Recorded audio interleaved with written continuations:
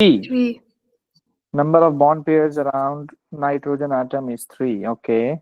Number of lone pairs 0. around the nitrogen atom. How many electrons are there in an outer shell of nitrogen? Yes. 5. 5. So 5 में से 3 electron busy हो गए. So how many electrons left? 2. So 2 means there is one lone pair. Okay. 2 means there is one lone pair. Okay. Then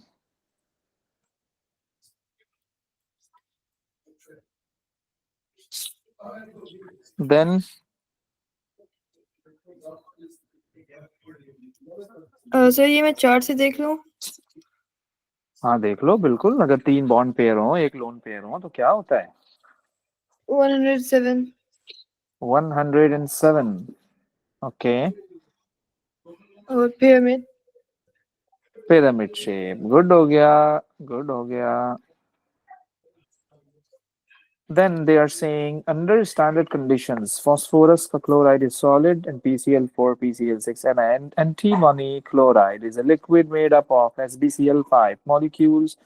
Explain why BCl5 has a higher melting point than melting temperature than SbCl5. क्या कहती हो?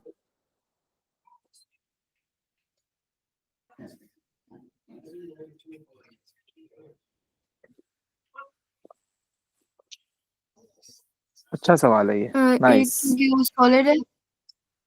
क्या है? एक है क्योंकि वो solid है और दूसरा लिक्विड है, तो सॉलिड को ज्यादा एनर्जी चाहिए ब्रेक करने के लिए. अच्छा एक चीज और भी है. देखो एस बी का अगर आप देखो प्रोटॉन नंबर पीरियोडिक टेबल में, जो एस बी है वो फास्फोरस से ज्यादा है या कम है, ये चेक करिएगा जरा. क्योंकि intermolecular force depends on the number of electrons. क्योंकि उसमें ये होता है ना कि नंबर ऑफ इलेक्ट्रॉन ज्यादा होंगे तो स्ट्रॉन्ग इंटरमोलिकुलर फोर्स होगी, और अगर नंबर ऑफ इलेक्ट्रॉन्स कम होंगे तो वीक इंटरमोलिकुलर फोर्स होगी. तो ये खुद ही तो कह रहा है कि PCl5 has a higher melting temperature than SbCl5. तो तो हम इस चीज को देखेंगे. और ये है भी तो कोवैलेंट कंपाउंड ना. कोवैलेंट में तो इंटरमोलिकुलर फोर्स देखते हैं. अगर ये आयोनिक होता तो मैं चार्ज वगैरह ये सारी चीजें देख लेता, लेकिन मैं चार्ज तो नहीं देख रहा अभी, क्योंकि ये तो कोवैलेंट है तो मुझे उसके अकॉर्डिंग ही चलना है. याद रखिएगा ये बात.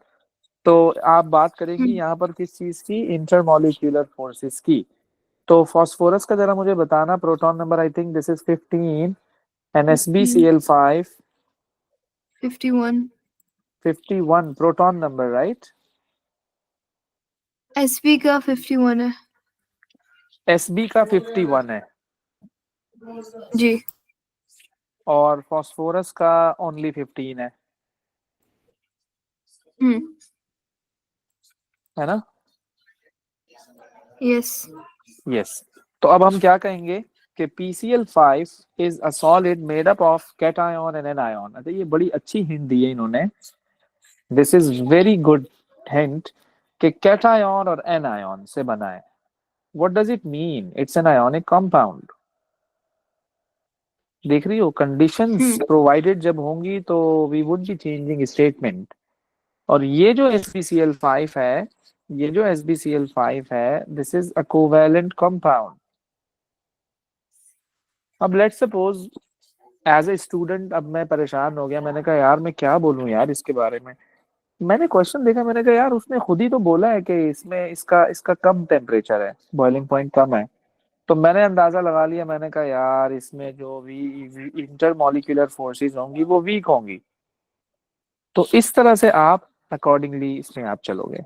तो अब हम इसको डिफाइन ऐसे कर सकते हैं कि सर मुझे आपकी PCl5. स्क्रीन नहीं नजर आ रही. स्क्रीन ही नजर आ रही? नहीं. अच्छा मैं दोबारा शेयर कर रहा हूँ, एक मिनट.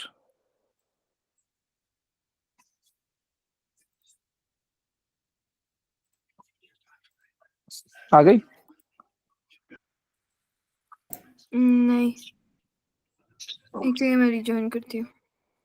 और नहीं अब आ गई. So PCl5 is an ionic compound.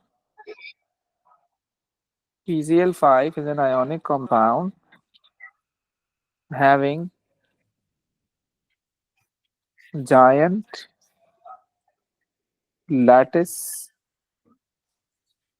structure, okay, with strong electrostatic Electricity. electrostatic force of attraction, while SbCl5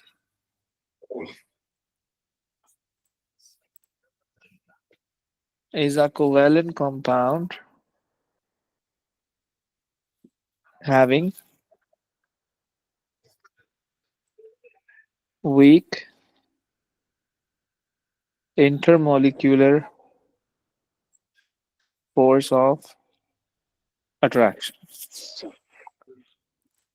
हाँ जी, dot and cross diagram of मतलब SbCl5. सो Sb का मुझे ग्रुप नंबर बताइएगा जरा.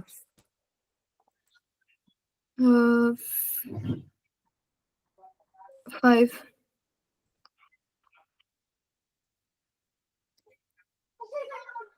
सो Sb के आउटर शेल में 5 इलेक्ट्रॉन्स होंगे, तो 5 इलेक्ट्रॉन्स मैंने बना दिए Sb के, और फिर Sb के अक्रॉस 6 क्लोरीन अटैच्ड हैं, तो ये आपका आ गया पहला क्लोरीन, ये आपका आ गया दूसरा क्लोरीन, ये आपका आ गया तीसरा क्लोरीन, ये आपका आ गया चौथा क्लोरीन, और ये आपका आ गया पांचवा क्लोरीन. ये क्लोरीन का इलेक्ट्रॉन, ये क्लोरीन का इलेक्ट्रॉन, ये क्लोरीन का इलेक्ट्रॉन, ये क्लोरीन का, ये क्लोरीन के रिमेनिंग इलेक्ट्रॉन्स हैं, दैट इज 6. ये भी क्लोरीन का रिमेनिंग इलेक्ट्रॉन है, ये भी क्लोरीन के रिमेनिंग इलेक्ट्रॉन है, ये भी क्लोरीन के रिमेनिंग है. सो this is the dot and cross diagram for SbCl5. कोई भी Sb का इलेक्ट्रॉन फालतू नहीं बचा है. So it has total 5 bond pairs and a 0 lone pair. At low temperature, SbCl5 converts to Sb2Cl10, which contains dative covalent bonds. What is mean by the term dative covalent bond? Yes.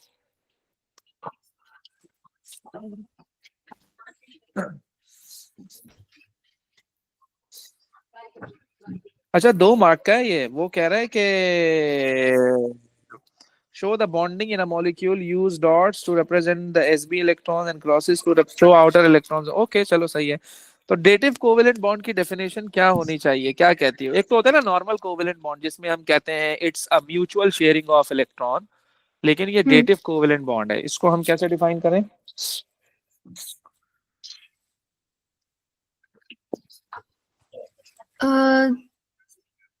जब like electrons एक ही atom से दोनों electrons share होते हैं, एक दूसरे के साथ नहीं शेयर कर रहे होते, एक ही अपना साया शेयर करता है.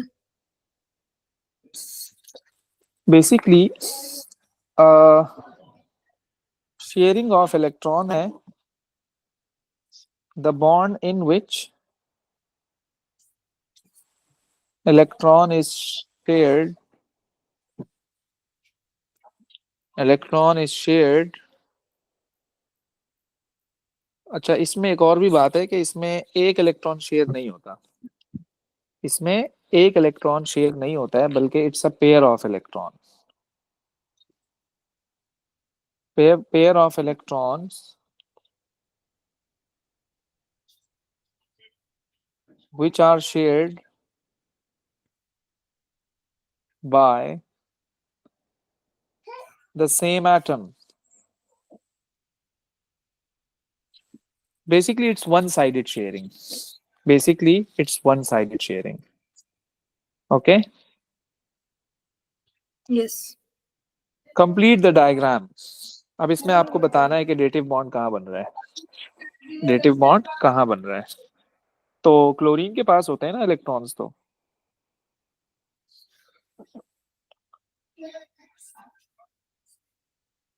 ये इसको दे देगा,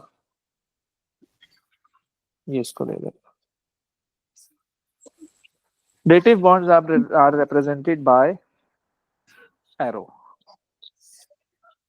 Arsenic also forms a pentachloride with the formula AsCl5. Give one possible reason why nitrogen is the only group 5 element that does not form a pentachloride.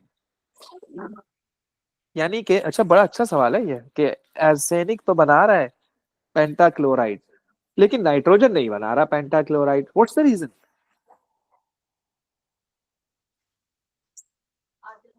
ये लोग सेम ग्रुप में. सेम ग्रुप में है, और अगर सेम ग्रुप में है फिर तो बनाना चाहिए ना, हम्म. लेकिन वो कह रहा नहीं बना रहा.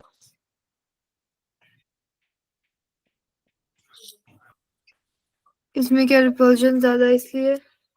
क्या है? रिपल्जन ज्यादा नाइट्रोजन में से इसका रेडियस कम है. हाँ, ये है अच्छा रीजन. ये है अच्छा रीजन कि देखो आर्सेनिक जो है ना वो नीचे है, यानी उसका साइज बड़ा है, हम्म.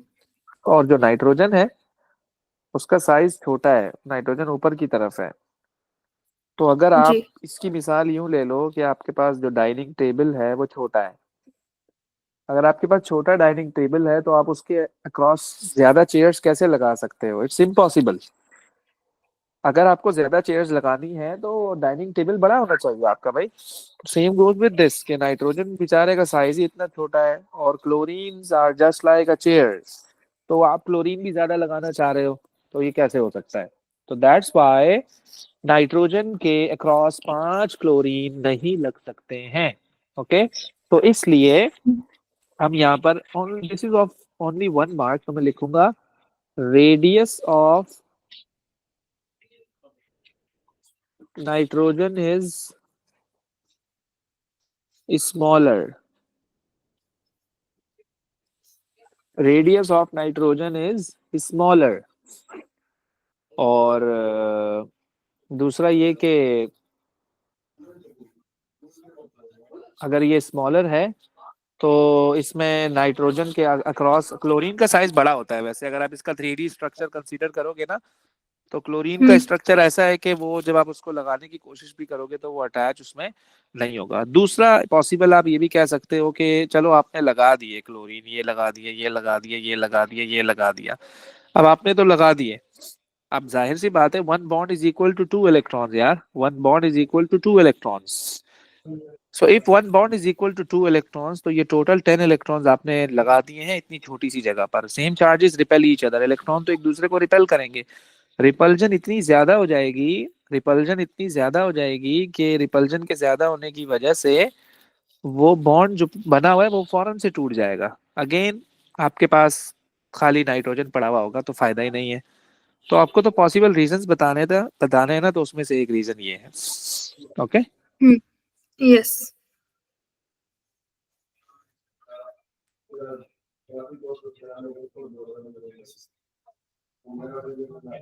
Write an equation for the incomplete combustion of 1 mole of propene to form propene is this.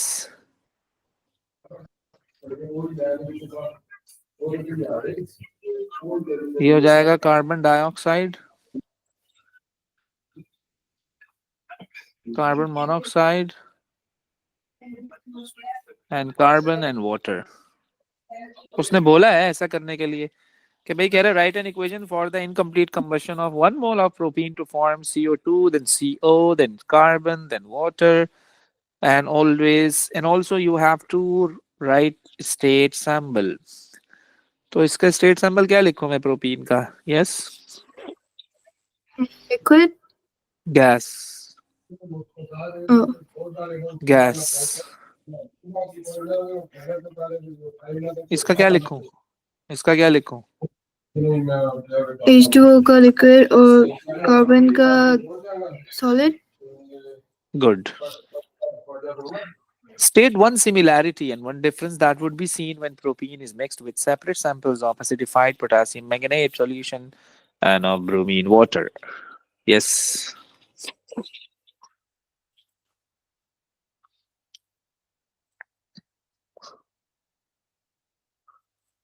अच्छा, वो बैलेंस पूछ, हाँ बैलेंस भी करनी है ना आपको इक्वेशन ये. बैलेंस कर लो इसे।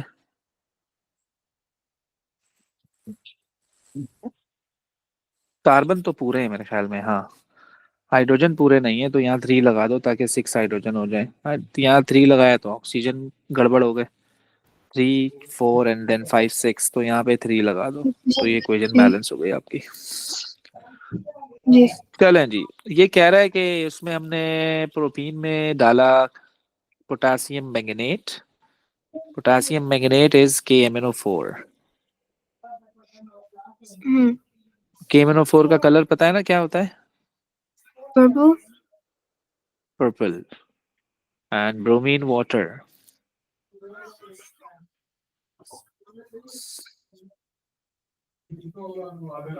Reddish brown solution. Orange, orange type solution होता है इसका।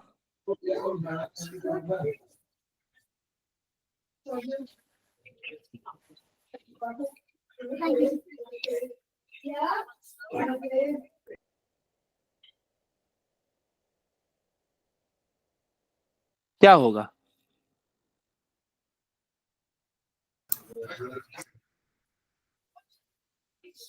मुझे फॉर्मूला दिखा सकते हैं प्रोटीन का?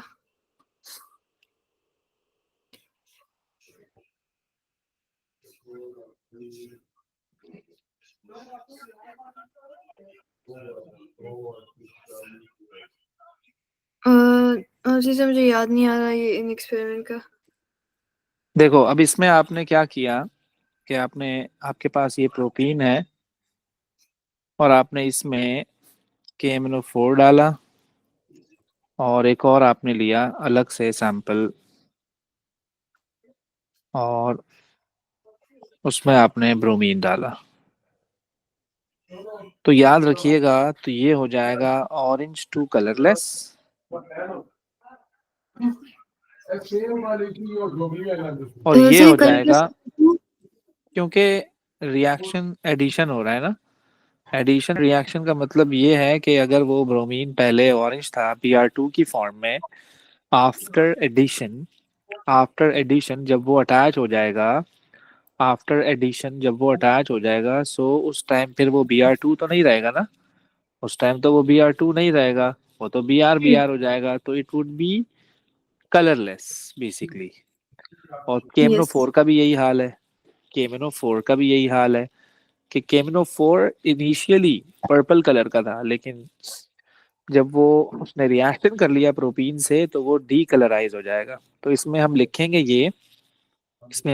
ये कि बोथ सॉल्यूशंस, बोथ सॉल्यूशंस, कौन कौन से सॉल्यूशन, एक ये है, एक ये है, will D colourise, both solution will decolorize, it will decolorize after reaction, after reaction। सही है। तो अब आप उसको बता दो कि KMnO4, KMnO4, या आप लिखो with KMnO4, with KMnO4 would be purple to colorless, and with bromine, it with bromine it would be brown, sorry, it would be orange to, it would be orange to colorless, it would be orange to colourless. So bromine के साथ अलग बता दिया और KMnO4 के साथ अलग बता दिया। ओके।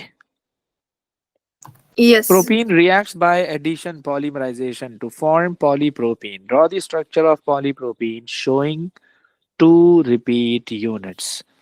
तो पहले तो आप इसका स्ट्रक्चर सेट कर लो कि प्रोपीन में डबल बॉन्ड है और कुछ इस तरह से इसका स्ट्रक्चर आपने बना लिया। देखो जब भी आप पॉलीमर बनाओ, जब भी आप पॉलीमर बनाओ तो उसको ये वाली शेप दे देना ताकि आपके लिए आसानी पैदा हो जाए। ये मेरा है मोनोमर, ये मेरा है मोनोमर, और एक नहीं है बल्कि बहुत सारे मोनोमर्स हैं ये। अब ये जब कंबाइन होगा, बहुत सारे मोनोमर्स आपस में ऐड होंगे, तो आई वुड बी गेटिंग दिस। वो कह रहे हैं 2 रिपीट यूनिट्स आपको शो करने हैं, एक ये आ गया, एक ये आ गया। अब मैं करूंगा क्या, ऑब्वियसली डबल बॉन्ड खत्म हो जाता है जब पॉलीमर बनता है, तो जो नया बॉन्ड बनेगा इनके बीच में मैंने उसको यूं शो कर दिया रेड से, और यहाँ भी बॉन्ड बने हुए हैं। तो ये जो मेरे पास है, this is first repeat unit and this is second repeat unit. तो हमने ये भी मेंशन करना है कि ये आपका फर्स्ट रिपीट यूनिट है। मैं आपको ये बता रहा हूँ, वैसे उधर लिख लिख के नहीं आना ये। और ये सेकेंड रिपीट यूनिट है। वैसे तो पॉलीमर में मल्टीपल रिपीट यूनिट्स होते हैं, लेकिन हम उसको इतना लंबा थोड़ी लिखेंगे, हम बस शॉर्ट में लिख देते हैं उसको। जी ठीक है। चलें जी, आइए जरा इस पर। This is a good question.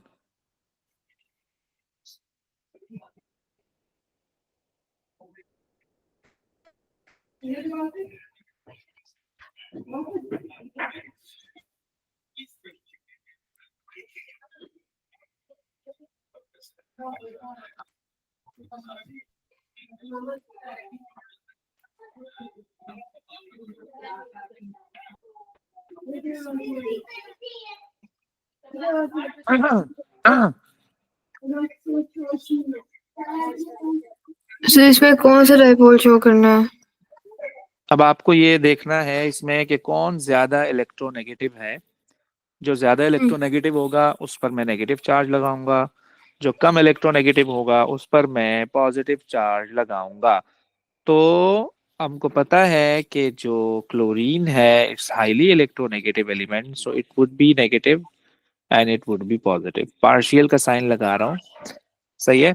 तो propene reacts with bromine monochloride to form 1 bromo 2 chloropropane as the major product. Complete the diagram of bromine monochloride to show the dipole. तो डायपोल मैंने बना दिए। तो उसके बाद वो कह इसमें रहा है कि, हाँ बोलो बोलो। आपको कैसे पता चला कि वो ज्यादा नेगेटिव है, लाइक हमें ये वैल्यूज दी होंगी? अगर वैल्यूज ना भी दी हो ना, तो आपको इतना तो पता है ना कि as you go down the group electronegativity decreases. Hmm. As you go down the group electronegativity decreases. तो जी। क्लोरीन ऊपर होता है, ब्रोमीन नीचे होता है, तो मुझे यहाँ से अंदाजा हो गया कि क्लोरीन की इलेक्ट्रोनेगेटिविटी ज्यादा है और ब्रोमीन की इलेक्ट्रोनेगेटिविटी कम है। तो इसकी बेस पर मैंने डिसाइड कर लिया कि क्लोरीन पार्शियल नेगेटिव होगा और ब्रोमीन पार्शियल पॉजिटिव होगा। Draw the mechanism for the formation of 1 bromo 2 chloropropane in this reaction. Include curly arrows and the relevant lone pairs. अच्छा है, अभी भी प्रोपीन ही है। तो मैंने प्रोपीन का स्ट्रक्चर बनाया इस तरह से, और यहां मैंने लगाया एच एच एच, और उसका रिएक्शन कराया बी आर और क्लोरीन के साथ। ये आपका था पार्शियल पॉजिटिव, ये था पार्शियल नेगेटिव। ये इसने अटैक किया, ये यहां से रिमूव होगा। ओके, ये यहां से रिमूव हो जाएगा। एंड फाइनली ये मैंने क्या किया, यहाँ पर H और H ऑलरेडी लगा हुआ है, ये वाला बॉन्ड ऑलरेडी लगा हुआ है, ये कार्बन लगा हुआ है, ये हाइड्रोजन एज इट इज लगा हुआ है, फिर ये CH3 एज इट इज लगा हुआ है। अच्छा, ब्रोमीन कहाँ आकर अटैच होगा, क्योंकि इन्होंने एक ही प्रोडक्ट मांगी है हमसे। मेजर और माइनर में इसका, हम अगर आपको याद हो हमने ये डिस्कस किया था कि प्राइमरी कार्बोकैटायन कौन है, सेकेंडरी कार्बोकैटायन कौन है। तो जो प्राइमरी होता है वो माइनर प्रोडक्ट बनाता है और जो सेकेंडरी होता है वो मेजर प्रोडक्ट बनाता है, सही है ना। तो इसमें उसने पहले ही डिसाइड कर लिया कि 1 ब्रोमो एंड 2 क्लोरो, यानी कि पहली पोजीशन पे आपका ब्रोमीन लगा हुआ होना चाहिए और दूसरी पोजीशन पे आपका क्लोरीन लगा हुआ होना चाहिए। तो अब मुझे अटैच कहाँ करना है आपने ये देखना है सबसे पहले। तो तो ब्रोमीन को मैंने अटैच कर दिया कहाँ पर, यहाँ पर, और ऑब्वियस सी बात है कि दूसरे कार्बन पे कौन सा चार्ज आ गया, पॉजिटिव चार्ज आ गया। अब जब दूसरे कार्बन पे पॉजिटिव चार्ज आ गया तो ये जो क्लोरीन आपके पास है, जिसके पास नेगेटिव चार्ज आ गया है और इसके पास एक लोन पेयर भी है पूरा, ये यहाँ पर अटैक करेगा और finally it would be forming H, और ये पहले का लगा हुआ है, ये पहले का लगा हुआ है, ये CH3 पहले का लगा हुआ है, ये नया क्लोरीन आकर लगा है यहाँ पर, और नया ब्रोमीन आकर लगा है यहाँ पर। अब आप पूछो कि ये लोन पेयर कैसे आया, तो याद रखिएगा कि क्लोरीन की जो वैलेंसी होती है या ब्रोमीन की जो वैलेंसी होती है, basically they they they have to form only one bond. तो जब डबल बॉन्ड ने इस पर अटैक किया तो ऑब्वियस सी बात है कि it can not make more than one bond. तो ये वाला जो बॉन्ड है जिसमें दो इलेक्ट्रॉन है, ये यहाँ चला गया। और दूसरा ये भी हो सकता है कि chlorine is highly electronegative element, तो इलेक्ट्रॉन्स को उसने अपनी तरफ पुल कर लिया। तो ये पूरा का पूरा पेयर, क्योंकि one bond is equal to two electrons, तो ये पूरा पेयर किसके पास चला गया, क्लोरीन के पास। ओके, पूरा पेयर क्लोरीन के पास चला गया और अब उस पर नेगेटिव चार्ज आ गया, और जैसे ही इस कार्बन पे पॉजिटिव चार्ज आया तो क्लोरीन ने उस पर अटैक कर लिया, और इस तरह से एडिशन रिएक्शन हो गया। So this is one bromo and two chloro, this is one bromo and two chloro propane. Simple सी बात है। ठीक है। अच्छा, इस कार्बन पे पॉजिटिव चार्ज क्यों आया, देखो मैं इसको यूं रिप्रेजेंट कर देता हूं ताकि अब बाद में आपको बात समझ आ जाए कि ये इलेक्ट्रॉन है और ये इलेक्ट्रॉन है। ये दोनों इलेक्ट्रॉन कहाँ चले गए, ब्रोमीन के पास। तो ये दोनों इलेक्ट्रॉन तो यहाँ आ गए। जब ये दोनों इलेक्ट्रॉन यहाँ आ गए, जब ये दोनों इलेक्ट्रॉन यहाँ आ गए तो भाई इसमें से एक इलेक्ट्रॉन इस कार्बन का था और ये वाला इलेक्ट्रॉन इस कार्बन का था। जब ये दोनों इलेक्ट्रॉन ने ब्रोमीन के साथ बॉन्ड बना लिया तो इस बेचारे कार्बन का क्या कसूर था कि इसका इलेक्ट्रॉन भी इसके पास आ गया। तो चूंकि इसका इलेक्ट्रॉन कम हुआ है तो लैक ऑफ इलेक्ट्रॉन, तो उसको मैंने पॉजिटिव चार्ज से रिप्रेजेंट करने की कोशिश की है। This is the mechanism that you need to know. बात समझ आ रही मेरी? यस। यस। चलें जी, नेक्स्ट। चलो ये तो अब आप खुद करो फटाफट जल्दी से।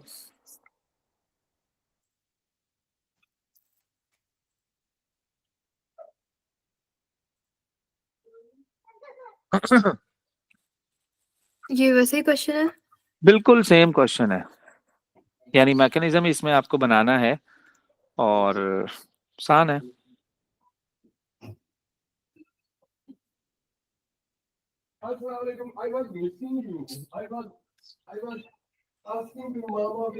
सो इसमें जब सी सी डबल बॉन्ड टूटेगी तो दूसरा हमने सी नहीं बनाना।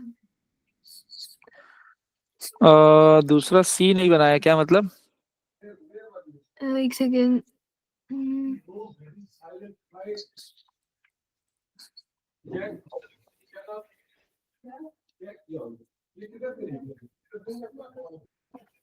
जैसे कि CH2 और फिर एक C के साथ एक सिंगल बॉन्ड और फिर CH2।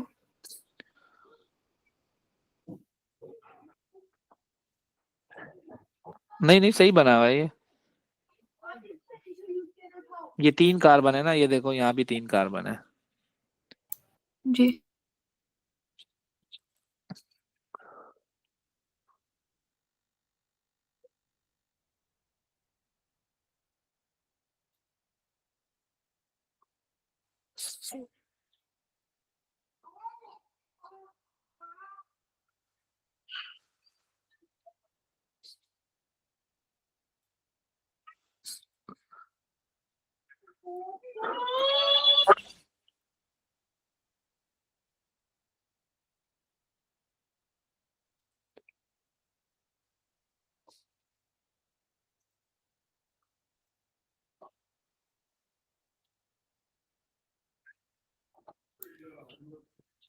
मुझे नहीं समझ आ रहा। चलो देखो देखो, पॉजिटिव है, इलेक्ट्रोफाइल है, ये डबल बॉन्ड ने इस पर अटैक किया। जब डबल बॉन्ड इस पर अटैक करेगा तो फाइनली इसने इस तरह से अटैक किया। कल करली एरोज बनाने होते हैं आपको, मैंने करली एरो बनाया और इस कार्बन पर आ गया पॉजिटिव चार्ज। जब इस कार्बन पर पॉजिटिव चार्ज, अच्छा ये हाइड्रोजन यहाँ आकर अटैच हो गया। देखो पहले ये CH2 था, अभी ये CH2 है और अभी ये CH3 हो गया। तो इस कार्बन पर पॉजिटिव क्यों आया पता है तुम्हें? वही वाला सीन हुआ है यहाँ पर भी, कि ये जो दो इलेक्ट्रॉन थे, ये दोनों इलेक्ट्रॉन तो इसके पास आके लग गए थे, क्योंकि इस कार्बन का इलेक्ट्रॉन कम हुआ है तो उसको हमने पॉजिटिव चार्ज से शो कर दिया। अब क्या होगा कि ये lone pair having a negative charge, इसने इस पर अटैक किया। ओके। और जब इसने इस पर अटैक किया तो ये OH2 यहाँ पर आकर अटैच हो गया। जब ये यहाँ आकर अटैच हो गया, जब ये यहाँ आकर अटैच हुआ, तो अब ऑक्सीजन के पास अगर आप और से देखें तो तीन बॉन्ड्स हैं। ऑक्सीजन तीन बॉन्ड नहीं बनाता जनरली। ऑक्सीजन तीन बॉन्ड नहीं बनाता जनरली। क्यों? कि ऑक्सीजन की वैलेंसी जो है वो 2 है। क्योंकि अगर आप वाटर का फॉर्मूला देखो तो वाटर का फॉर्मूला होता है H2O। तो H2O में तो ऑक्सीजन ने दो बॉन्ड बनाए हुए हैं। जब ऑक्सीजन के साथ दो बॉन्ड होते हैं तो उस पर कोई चार्ज नहीं होता, याद रखिएगा। तो ये तो ठीक है। ऑक्सीजन ने तीन बॉन्ड बनाया, तभी तो इस पे पॉजिटिव चार्ज है। अब इस पॉजिटिव चार्ज को बैलेंस कौन कर रहा है? हाइड्रोजन अपना इलेक्ट्रॉन देके जा रहा है। जब हाइड्रोजन इसको अपना इलेक्ट्रॉन देके गया तो ऑक्सीजन तो स्टेबल हो जाएगा। After this I would be writing this कि ये H आ गया, ये CH3 आ गया, ये आपका OH लग गया, और H प्लस बाहर निकल गया। H पे पॉजिटिव चार्ज आया है क्योंकि H अपने इलेक्ट्रॉन देके गया है। तो इसने सेक्रीफाइस किया है बेसिकली, इसने सेक्रीफाइस किया है बेसिकली, अपने इलेक्ट्रॉन देके उसको तो स्टेबल कर दिया, लेकिन खुद अनस्टेबल होके बाहर चला गया। और आपको मिल गया आपका अल्कोहल, और आपको मिल गया आपका अल्कोहल। तो इस तरह से ये काम करता है। ये आपको बनाना था। सही है? हम्म। यस। जी। चलें जी, ये बताइएगा जरा।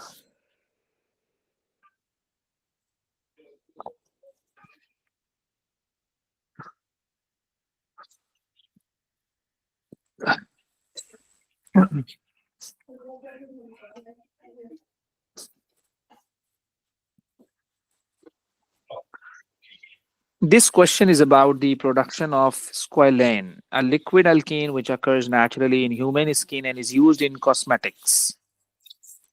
हम्म। Suggest two properties that make squalane useful in cosmetics. तो देखो, कॉस्मेटिक्स में आपकी वो प्रोडक्ट्स ज़्यादा अच्छी होती हैं that should not harm your skin.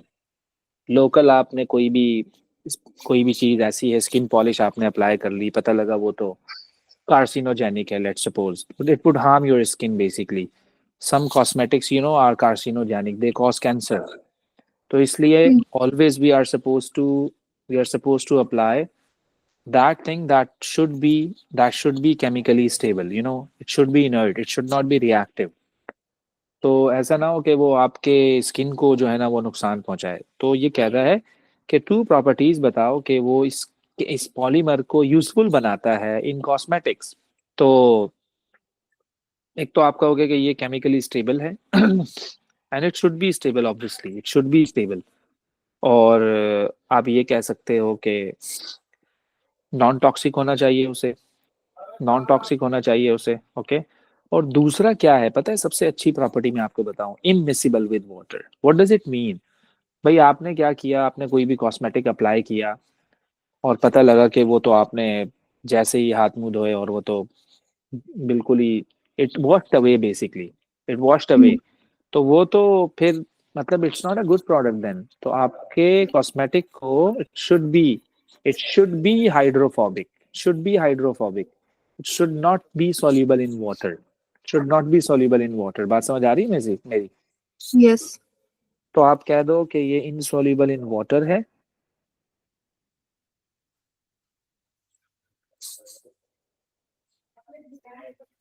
और दूसरा कह दो कि ये केमिकली इनर्ट है। सही हो गया जी। चलो yes. Next, give the molecular formula of squalane.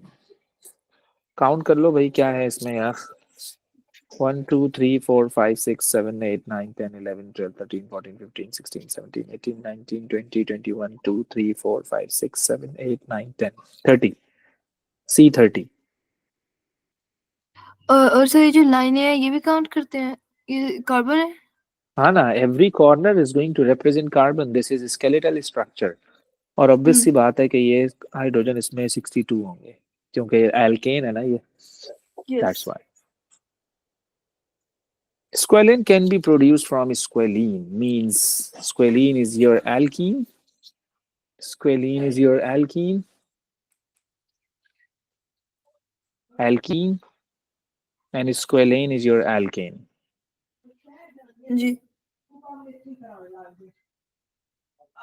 With is present in shark liver oil by reaction with hydrogen gas in the presence of a suitable catalyst. Give the name of a suitable catalyst for the hydrogenation of squalene. इतनी लंबी कर ली, इतनी लंबी कर ली, इतनी लंबी कर ली, आखिर में पता लगा कि they are asking from alkene to alkane. So obviously we use nickel as a catalyst. ऐसे ही है. Yes. जब हमेशा हाइड्रोजनेशन हो तो निकल किस होएगा?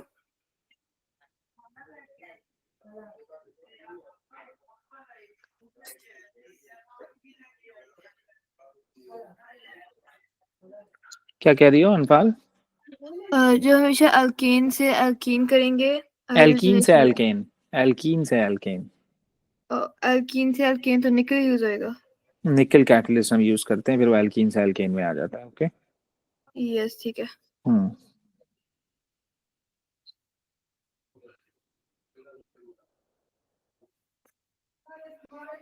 Yes, squalene used in cosmetic product must contain no more than 0.2 ppm by mass of catalyst. Calculate the maximum permitted mass of catalyst in a product containing 50 gram of squalene. ppm means per parts per million. You know, it's parts per million. Parts per million का क्या मतलब है इसमें? Unit है. मतलब unit क्या है, मतलब ये इसका मतलब वो बताओ ना कि किस में हमें कन्वर्ट करना है, यूनिट क्या होता है इसका exact. 1 ppm is equal to what?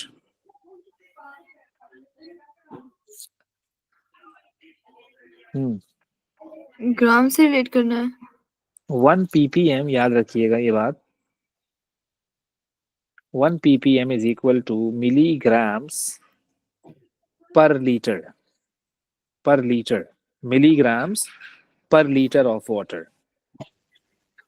or you can say milligram per kilogram.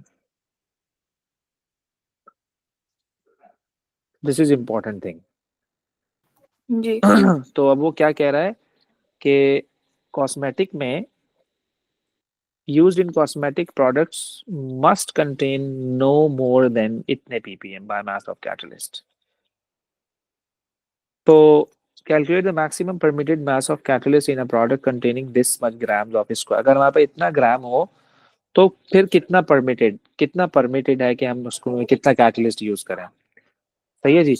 तो अब मुझे करना ये है इसमें कि आप एक काम करिए कि इसमें इतने ग्राम्स में कितना कैटलिस्ट होना चाहिए. इतने ग्राम्स में कितना कैटलिस्ट होना चाहिए. तो क्या आंसर आएगा इसका? 10. कितना आएगा? 10. 10. जी. पक्की पक्की बात है, 10 आ रहा है. 0.2 into 50, 10. ओके, 10 आ रहा है, सेट हो गया.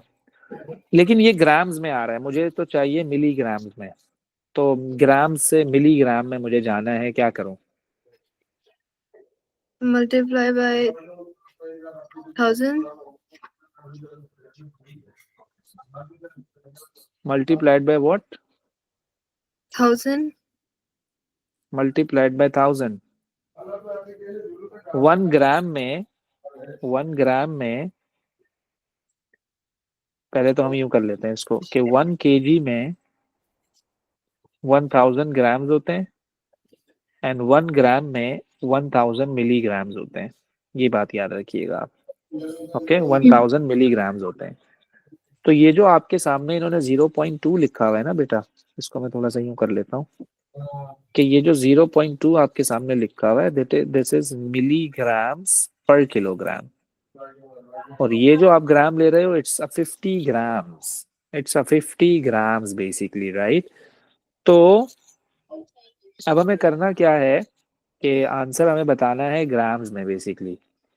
तो अब मैं क्या करूं, आप एक काम करिए आप इसको 50 को आप क्या करें, केजी में चेंज कर लें, केजी में। 50 को जब आप केजी में चेंज करोगे तो ऐसा होगा,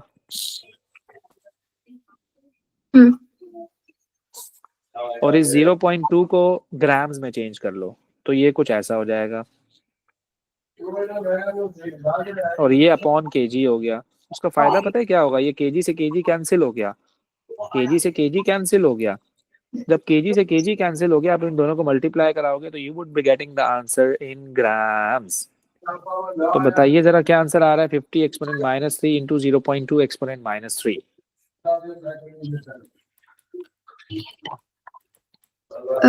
1 to the power -5. तो ये आपका आंसर है। इतने इतने ग्राम कैटलिस्ट परमिटेड है अगर आपके पास 50 ग्राम्स ऑफ सैंपल है। ओके, ठीक है। यस। तो आप यूनिट को देखकर आपको काफी हेल्प मिलेगी यूनिट कन्वर्ट करने में ना, it would help you a lot कि आपको किस तरह से उसको लेके चलना है। आपको आंसर ग्राम में बताना है। ये बताइएगा जरा।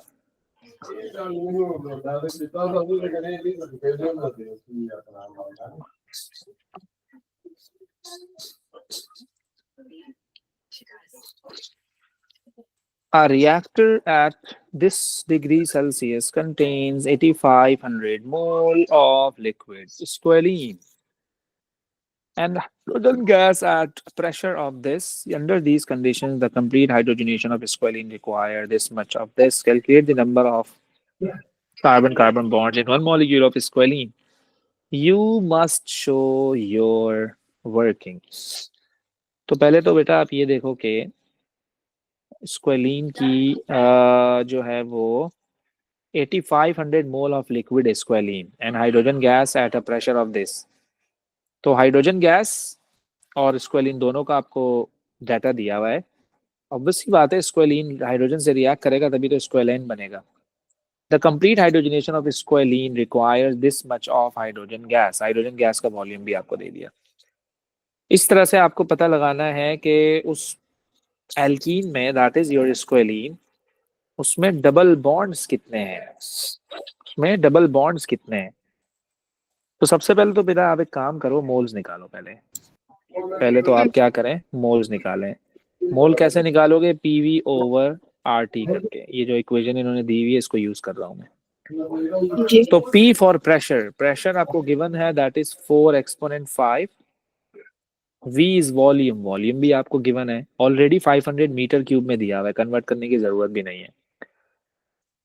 R is constant 8.31। टेम्परेचर आपको गिवन है, उसको केल्विन में कन्वर्ट कर लेंगे, 200 प्लस 273। 200 प्लस 273 आपने उसको केल्विन में कन्वर्ट कर लिया। ये जो आपके पास मोल का आंसर आएगा that would be the mole of hydrogen gas, that would be the mole of hydrogen gas, remember.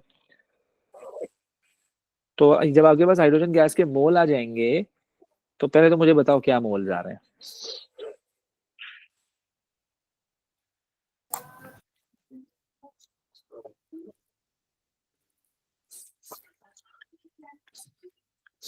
Yes. By 50,882.4. 50,000. तो ये आपके 50 है, 50 है, 50 है। Okay okay okay. तो ये आपके पास आ गया 50,882.4 मोल ऑफ हाइड्रोजन गैस। अच्छा, आपको ना स्क्वेलिन के भी मोल्स दिए मैं, that is 8500 mole of squalane. तो मैं काम करता हूं, मैं यहाँ पर लिखता हूं कि this is squalane and this is hydrogen. इसके मोल हैं 8500 और इसके मोल हैं 50882। सिंपल रेशो निकाल रहा हूं मैं, स्मॉलर नंबर से मैं डिवाइड करा दूंगा। So the smaller number is this, so the smaller number is this. Okay, smaller number is this. तो if the smaller number is this, so I would be getting, I would be, क्या answer आएगा? 105.98. 15, ये तो 1 आ गया ना, ये तो 1 आ 1 गया, और ratio दूसरा क्या आया, 5.98. यानी कि 6 हो गया ये, ऐसे ही है। यस। तो देखो, बड़ी अच्छी बात है कि ये 6 का मतलब क्या है बेटा। 6 का मतलब ये होना चाहिए कि एक double bond, one double bond requires two hydrogen atoms. One double bond requires two hydrogen atoms, and two hydrogen atoms is equal to one molecule of H2. Am I right? Am I right? जी। Yes or no? तो अब आप अंदाजा लगाइए बेटा, अब आप अंदाजा लगाइए कि अगर उसमें रिएक्शन करवाने के लिए, अगर रिएक्शन करवाने के लिए आपको 6 मोल हाइड्रोजन के चाहिए, तो आप अंदाजा लगाइए कि उसमें डबल बॉन्ड कितने होंगे। क्या कहती है, उसमें डबल बॉन्ड कितने 3। होंगे? हाँ, 3। 3 डबल बॉन्ड होंगे। तभी तो सर अगर आपको हम लोग 6। हाँ, एक क्वेश्चन है कि ये जो रेशियो मेथड यूज किया, अगर हम लोग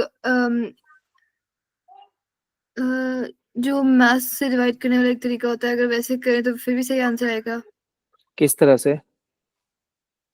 जिसमें पहले मोलर मैथ से कराते थे डिवाइड, और फिर जो सबसे छोटा होता था उससे पूरे को डिवाइड कराते थे।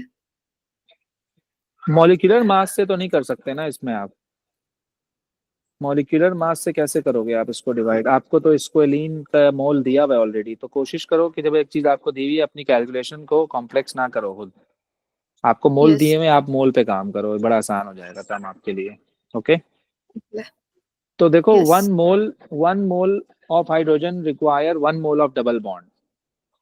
तो 6 मोल ऑफ अगर हाइड्रोजन है आपके पास, तो उसको 6 डबल बॉन्ड चाहिए होंगे। सही है। देखो, हमारे पास 6 मोल ऑफ हाइड्रोजन है। H2 is a diatomic one. H2 is a diatomic one. Okay. H2 is a yes. Diatomic one, remember. So if H2 is a diatomic, तो it requires 6 mole of double bond। तो 6 double bond होंगे इसमें, 6 double bonds. ठीक है।